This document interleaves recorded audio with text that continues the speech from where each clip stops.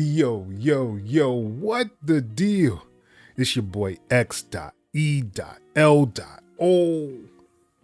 Welcome back to the channel. Thank you. Yes, you. Thank you for coming back. But if you are new here, do me a favor and like, subscribe, hit that bell notification, and I'll let you know when I drop another video. Today, what I want to talk about is the new release of Sonar 2024.09. It has just been released. It's out there in the world. So let's kind of go over the press release and kind of see what they added inside of Cakewalk Sonar. Let's go. All right, so here we are at the current Sonar release 2024.09. And they said they're pleased to announce that the release Sonar 2024. With this release, Cakewalk by BandLab has been rebranded as Cakewalk Sonar. It has been refreshed UI as well as many new features and improvements. So let's kind of just go down and see what they did. This is the bakers. They are all coming together. All right, and it says, please note Cakewalk Sonar and Cakewalk Next are currently exclusively available via BandLab membership. So there is no perpetual licenses for Sonar at this time. Let's put some quotes up, at this time. So it is officially released. There's no more debating if it's still in beta or any. It is officially released as Sonar 2024. So all that speculation is out the window. There's no more speculation of if it's still in beta or not. This is the official release that they've actually released on the site, right? And you have to have a BandLab membership in order to get this, the Sonar or the Cakewalk Next. All right, and then the new Sonar build is the 2024.09 build is 30.09.0.105. So that's how you know you will have the latest version. They had some engine optimizations for playback, dynamic MIDI buffer management, project load and shutdown. So basically they give it a little bit faster shutdowns when you have like those really large projects. It looks like that'll help with that. All right, quick exit modes. They have a couple of exit modes they added on here. I will have this full release below in the comment section if you guys want to come to this page and check out all the little details on it. I'm just gonna go through the highlights of it, like the new stuff. That's what I'm interested in. All right, so we have like 3 different exits now. So it's like a normal exit, a control exit, and an alt exit. So I guess that'll make it a little bit easier or faster to shut down. All right, so the user interface and editing, they say that it's supposed to be faster for duplicating, undo and redo, splitting clips, track splits, speed of archiving multiple tracks. Okay. Multi-track piano roll view drag and drop optimization. So I guess you can drag and drop a bigger section of like MIDI or stuff inside of the piano roll. All right, so you have a MIDI drawing optimization here. So enable the GPU acceleration, and it gives you an option how to do it. So preferences, customization, disable. This allows the piano roll view to use the GPU acceleration. This option is disabled by default. Certain graphic cards may cause anomalies with GPU acceleration is enabled. So I'm not sure if you would want to do this or not. So they have some general optimization, some synth rack strips for current tracks. So I guess this is what it looks like to open a synth. Have a couple of different ways you can kind of do it. That's pretty cool. All right, so delete all articulations belonging to articulation map group or specific articulation ID. So I'm not sure how many people actually used the articulation map. I think it was pretty cool when they first added it on there. I had no issues kind of using it. I wish they could have added a couple more things to it, you know, like some kind of chord creator or something like that, but it does work and it actually is pretty cool. And here it is, the miscellaneous part. So this is all the things that they've kind of added or fixed right here. As you see, there's a lot of fixes that they did for this update. So if you haven't any issues before, they should have been kind of addressed in this. So there's a lot of them on there. So this is where we want to be. This is the Sonar 2004, the highlights. So I'm going to pretty much just go over the user interface and probably the new features. You can look at the plugins here. There looks like the same plugins. Maybe this overloud THU is a newer one, but it pretty much does the same thing. It's like a amp simulator. Vocal strip we already had. A and B plugin settings. I'm not 100% sure what that is. Sidechain enhancements. That's really cool. Okay. Quick access to plugin settings. You could do friendly names for rack effects. That's pretty cool. And optimization, audio engine. So they enhance the audio engine, it looks like. So let's go down to where the meat and potatoes are. And this is the UI, or the user interface. As you can see, it actually looks pretty good. I don't have any issues with the look of it. I think they made it pretty modern looking now, with a lot of the settings that they have. I guess these are all the skins they currently have available.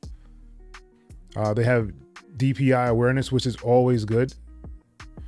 So basically, if you have a bigger monitor or a screen, your stuff should be a little bit cleaner and crisper. If you can look here, it's a little cleaner on the Sonar one. And even like these words, they look a little cleaner over here. They look a little blurry on this end over here. Right? Even like the clips, you can see like it looks a little bit different. All right, and it basically tells you how to get there. You go to edit, preferences, customization, and display, and this will bring you to enable the DPI awareness. And then you have to restart Sonar in actually the order to do it. And you could do them per plugin. That's pretty cool.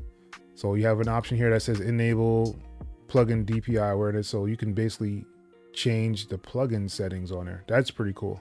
So here's where you will go to actually do it. So this display scale slider, so you can actually change the size of stuff. So edit, preferences, customization, and display. This is where you'll want to go.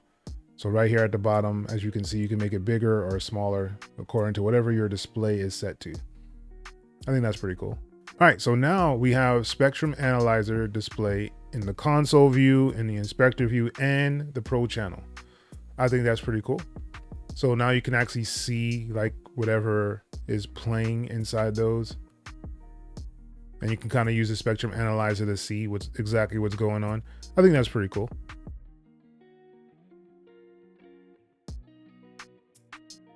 All right, so here's where we want to be, the meat and potatoes, the new features. Right now they have this integrated sampler, the X sampler. It does look pretty interesting. I've seen Mike actually use it on his channel because he had like the beta version or the preloaded version before this official release. So it looks like you can actually record in here now and play the stuff back. This is probably like a reverse. This is a loop, and this is a playthrough probably. And it probably has some more stuff that you can't see on just this picture in there, but it looks pretty cool. I'm just curious if they'll have like a glide and slide option, portamento.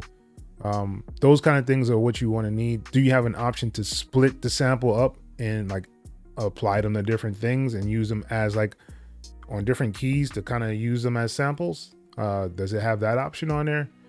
Are they gonna add some kind of drum rack so you can kind of move this into a drum rack? Like these are a lot of the things that I would like to know if they're going in that direction or not. All right, so they have the new quick start screen. So this is kind of what it looks like.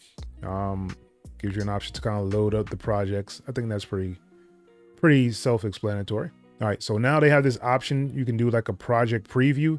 So you can make a little preview of your project. So once you're bouncing it out, you hit this button to include a project preview whenever you're bouncing out your sounds or your song or your track, right? So when you actually go back in here, you'll be able to play it straight from the Cakewalk browser. I think that's pretty cool. Right, and now they finally have some project start and end markers. So now you can kind of know where you're gonna start and where you're gonna end on the track itself. I think that's been a long time coming. People have been asking for that for a while. And I think it's interesting they have more information about the project start and end markers than they do about the sampler, which people have been asking for a sampler for years. So now they have an interchange format, CXF. It's their interchangeable format. So I guess you can use this on Cakewalk Next, and you can use it in Sonar to open up projects on either one. So I think that's pretty cool. So if you're a person that's using the Mac, that's probably the only reason I would say you would probably use Cakewalk Next. That's just my opinion. You know, don't take it there, right? But yeah, if you're using Cakewalk Next on the Mac and you wanted to come over to the PC to actually do like the mixing or whatever like that inside of Sonar, I think that would be why they made this CXF format. All right, and here's how you would actually do it. File, export, Cakewalk, interchange, and you would hit the export button and make sure you choose the CXF, Cakewalk interchange. And this is what the toast screen will actually look like. All right, and then here's how you would actually open it. You'll go to File, Open, and choose Cakewalk interchange as the file format, or you can just drag it into the track view and it should load that way as well. I think that's pretty cool. They also have Cakewalk Zip now. So this is a new format and it just saves the projects a lot better than the CWB files or the CWP files that Cakewalk usually has. So it's a way to save a little bit more stuff. So here's what the zip file actually saves. It saves the project file as a CWP, and the project audio folder is actually saved, the export folder, if one is present, and mix scenes. So if you have any kind of mix scenes, those will actually save inside the zip file as well. So that's why they want you to use the zip file instead of just using the CWP files or the CWB, the bun files. All right, so you have a configuration to backup and restore. So you can backup and restore your settings and things in here now. I think that's pretty cool. And I see they have a saving configurations profile. So basically, if you are used to Reaper, they have configuration files inside of Reaper where you can kind of transfer them out. I actually have some on my webpage. If you go to xelohh.com, I have one that's converting from Cakewalk to Reaper. The configuration files actually pull over like any of the CWP files. You can actually load them up inside of Reaper. It'll give you some options that'll make your Reaper kind of look like Cakewalk and run like the older Cakewalk version. So yeah, I like the fact that they're actually using configuration profiles. So now you can actually have those to back up and restore your settings. However you have your stuff set up on your Cakewalk, you'll be able to kind of save that configuration so you won't really lose it. I think that's a great idea that they actually added in here. All right, and they have live articulations now. So if you are a person that uses articulations inside of your tracks, looks like they have actually updated that to make it go do live articulations. So it gives you an option to hit the button to do the live articulations, and you'll kind of see the button light up on here. And I guess you can kind of add different ones. I think that's pretty cool. All right, and they have a time offset for MIDI transform articulations. Okay, so you can do offsets for your MIDI time as well. So this is good for if you have an instrument that you know does a delay. Like there's a lot of orchestral libraries that as soon as you hit the key, it doesn't play. It kind of takes a second for it to actually come in and play. You can do it to now offset it from the MIDI. I think that's pretty cool that they actually thought about that in here to do the offset inside of the articulations. That's pretty cool. All right, so now they have an aftertouch editing inside of piano roll view as well. I think that's been long awaited. People have been waiting for that to kind of have that aftertouch, that key aftertouch on there. All right, so now you have an option to import and export tempo maps from MIDI files. So if your MIDI file has some kind of tempo already attached to it, it looks like you'll be able to use that tempo inside of Cakewalk now. That's pretty good as well. And the Cakewalk Product Center is coming back. I believe they had one before, but it looks like they're kind of updated it so you can kind of see what you're missing and what you need added to your Cakewalk. I think that will be a really good experience for people to kind of see exactly what's going on. All right, so all in all, it looks like they've done a lot of different things for this product, this Cakewalk Sonar product that they've just released out here. Is it enough to actually have you convert over and do a subscription base right now with BandLab? I know there are many people that I've seen in many different group chats and discussions that want a perpetual license. But currently it doesn't look like that is the route that it's going to be in. So we'll either have to just wait or convert, or the other option is to move on. So on this channel, what I'm going to be doing is looking at some other alternative DAWs to Cakewalk as well, just to kind of see what's out there, because right now we now know it's officially released. So this is not a beta, this is not still testing, this is an official release that is out there, and it's not perpetual license, it's just right now subscription. But yeah, so let me know what you guys think. What are you guys gonna do? Are you gonna actually do the subscription base now that Sonar is officially released? It's officially released, right? And they said right now it's only gonna be through the BandLab subscription. So is it something that you guys want to do? Is it something that you guys look forward to kind of doing? Are you going to be looking for other DAWs? If so, what DAWs are you guys kind of looking at right now? Leave that below in the comment section. If you're going to stay with Sonar, if you're going to stay with Cakewalk, or if you're going to look at other DAWs, and what other DAWs are you looking at?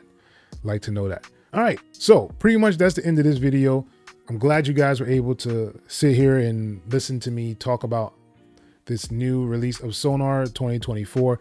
Hopefully we do get a perpetual license somewhere down the line, but I don't know. We'll see what happens. But yeah, once again, it's your boy, X.E.L. Until next time, people. Peace.